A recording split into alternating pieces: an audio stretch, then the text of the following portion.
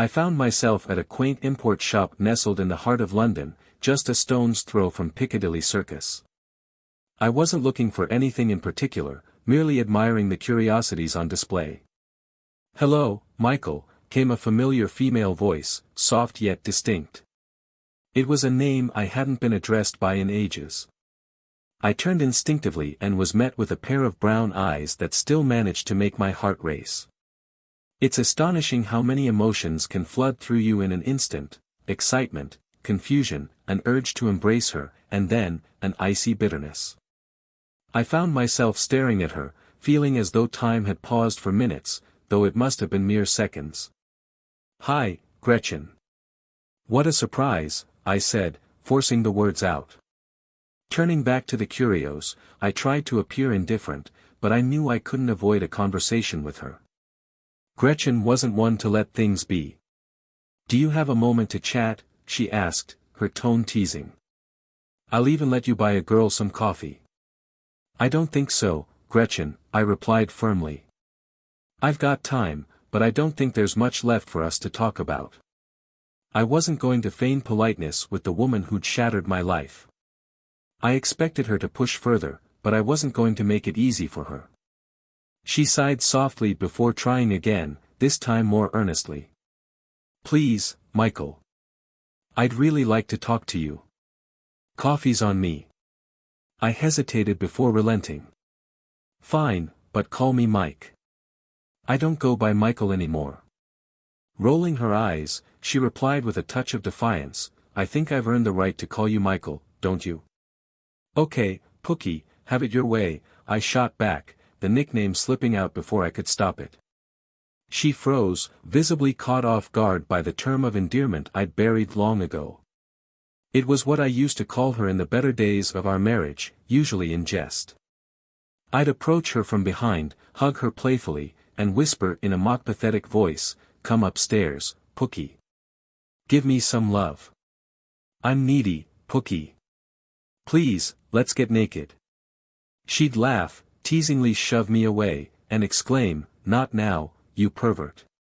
Go take a cold shower, you booger." These little acts often devolved into playful chases or her retaliating with a spritz from the kitchen sprayer. Gretchen, blushing slightly, muttered, "You're right, Mike," in a tone far softer and sadder than I'd expected. She briskly moved to the counter and spoke in a language I didn't recognize to the petite Asian woman behind it. The shopkeeper nodded solemnly and ushered us toward a cozy coffee bar at the back.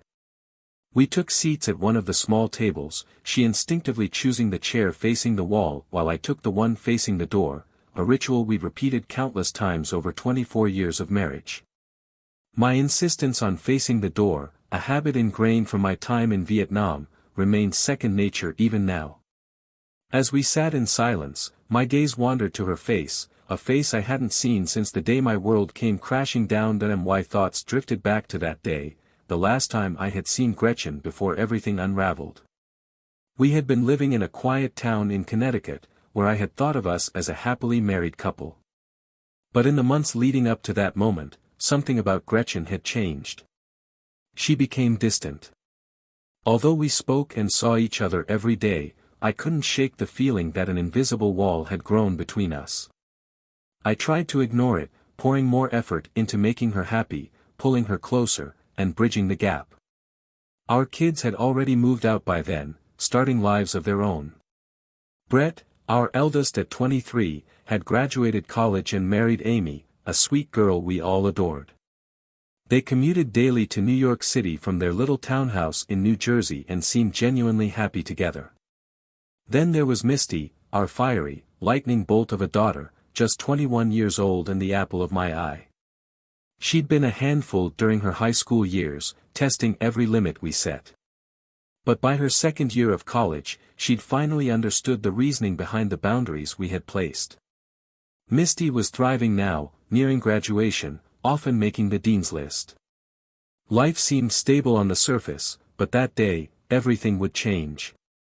I'd been editing an article for my employer when the phone rang. "Hey, Michael, it's Gretchen," she said. "Would you like to have lunch with me today?" It's a bit sudden, I know, but I thought it might be fun to do something different. Her invitation surprised me, but I was thrilled. "Sure, babe. That sounds like a great idea," I replied, my voice brimming with excitement. "Do you have a place in mind, or should I pick? How about Café Paris in 45 minutes? Does that work for you?" Her tone was professional, measured, a little too formal, but I didn't dwell on it. "Perfect. I'll be there. Thanks for calling," I said with a grin. "I love you." "Okay, see you soon," she replied, almost dismissively, before hanging up. I didn't notice the distance in her tone then, I was too caught up in the excitement of her spontaneous gesture. I hurried across town, eager to meet her. When I arrived, she was already seated with a glass of wine. Touching her shoulder, I leaned in to kiss her. She turned slightly, offering only her cheek. That should have been a sign. Still, I smiled, saying, "Hey, gorgeous. Looking for a date?" She smirked faintly. "Let's order quickly so we have more time to talk." After placing our orders, she launched into a description of her translation projects at the import-export company where she worked. I listened, but something felt off. Her words were measured, careful, and distant. She barely touched her food. Once the plates were cleared, she pulled out her business credit card to pay, explaining that her boss approved. Then, for a moment, she stared down at the table in silence. I was about to ask what was wrong when she looked up, meeting my gaze with an intensity one hadn't seen before. "Michael," she began, her voice steady but cold, "I've been having an affair for about 8 months. I love him, and I want a divorce." Her words hit like a freight train. I sat there, stunned and unable to speak. It felt as though the ground had been ripped out from under me. She continued, her voice detached. "He's extremely wealthy, a billionaire, actually. He's going to handle all the divorce expenses. You can keep everything, he doesn't want anything from you." Her words blurred together, the meaning lost in the roaring in my ears. I could barely focus on what she was saying. She gestured dismissively when she mentioned, "your little assets," the mockery in her tone stinging more than I could bear. I tried to speak, but nothing came out. It was as though I had been plunged into a tunnel where her voice became distant, like an echo. "This is what I want," she pressed on. "And it's in both of our interests to let it happen quickly. Fighting it will only prolong the inevitable." Then she delivered the final blow. "I'm leaving for Europe with him tonight. I won't be back. Please, don't make this harder than it needs to be. You've always wanted me to be happy, and this is what makes me happy." Her words hung in the air like a death knell. I felt utterly hollow, like a shell of the man I had been just moments before. "I'll call the children once I'm settled in Paris," she said, her tone uncertain. "I'm not sure how they'll take it, but that's nothing you need to worry about." With those words, she stood up and walked away, out of my life. I sat there, stunned, unable to comprehend what had just transpired. The children, as I had feared, didn't take the news well. They were just as hurt and shocked as I was. She never reached out to them, and I was left to break the news myself. The fallout was severe, I was even accused of having killed her and hiding her body. The months after my wife's departure were unbearable. My children and I fought bitterly, each of us digging into our hearts and flinging accusations, trying to understand what we could have done to prevent it. Unofficially, I managed to get a name and some details about Gretchen's lover through her office.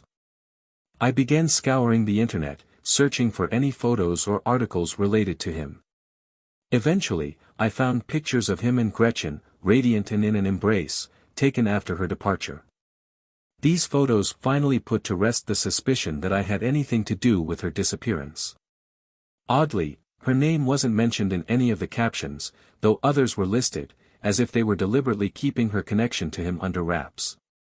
A year later, I managed to piece my life back together and regain some interest in living. During this period, I befriended a few disgruntled former employees of Gretchen's employer. From them, I learned that senior executives not only knew about Gretchen's affair but also helped cover it up. Her lover's companies provided significant business, and they decided it was in their best interest to keep him happy.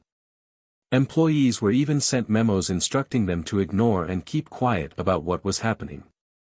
Gretchen's scheming, it turned out, was done on company time. I sued them, and as a result, I now live quite comfortably off the settlement. Though I never got my pound of flesh from Gretchen or her lover, I made sure the guilty parties felt my pain. Part of our divorce agreement prevented me from revealing her lover's identity, but it didn't stop me from taking some satisfaction in the outcome. Fast forward 3 years, I found myself sitting at a communal table across from my favorite ex-wife. Despite her elegant attire and flawless appearance, there was a sadness in her demeanor, a weariness I hadn't seen before. Her soulful brown eyes, once so full of life and emotion, now seemed hollow, as though the fire within her had long been extinguished. "You look good, Michael, or Mike, I should say," she began, attempting to sound casual. "Lost some weight, gotten more muscular." "Thank you," I replied curtly, deciding to let her steer the conversation. "I can't believe we ran into each other in London." "What are the odds?" she continued, trying to make small talk. "Yeah, it's quite something," I replied, keeping my tone neutral. She mentioned her work translating and learning new languages, fishing for an opportunity to connect. Finally, I relented. "You've always been impressive that way. A truly talented and beautiful woman." Her demeanor cracked. She lowered her eyes and whispered, "Thank you. I don't hear that much anymore. Sometimes, I feel like no one even knows I'm alive." I couldn't help but press her. "I thought your husband was going to showcase you to the world." She laughed bitterly. "He never married me. To him, I'm just a toy, a multilingual sex accessory for making a good impression. A 40-year-old American woman who can speak several languages and play hostess is rare, I suppose.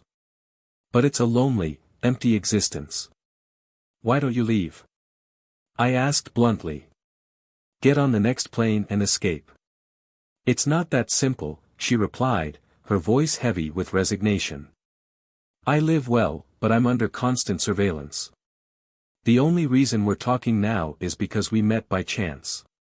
The conversation shifted. I couldn't hold back anymore. "Why didn't you ever call the kids?" "I had to convince them I didn't kill you." They were devastated. Her response was quiet. "I wasn't allowed to. The moment I left, all access to my former life was cut off." She leaned forward, her eyes pleading. "Michael, there are nights I lie awake in an exotic house, wishing I was back in Connecticut, lying next to you. I miss us." Anger surged through me. "Wait, just stop," I snapped. "I can't fix your life, Gretchen. You made your choices, and a lot of people, including our children, had to live with the consequences. You didn't even ask about them. For your information, you're a grandmother now. Brett and Amy have a daughter, Brianna Lynn. Misty is engaged and still hopes you'll attend the wedding, though we have no way of contacting you. But honestly, what kind of mother doesn't ask about her kids?" My words cut deep. She looked shattered. Just then, Pamela, my partner, appeared, her green eyes sparkling with mischief. "Mike, I can't leave you alone for 5 minutes without you chatting up a beautiful woman," she teased. I introduced them. Pamela extended a friendly hand, smiling warmly. "It's nice to meet you, Gretchen. I suppose I should thank you for letting this rascal go." Gretchen struggled to maintain her composure as Pamela gently steered me toward our train. Before leaving, I turned to Gretchen one last time. "Thank you for the years we had. I hope you find happiness someday, but I think you're searching in the wrong place. Goodbye, Gretchen." As Pamela and I stepped into the lively London streets, I felt something I hadn't felt in years: freedom. For the first time, I was truly free.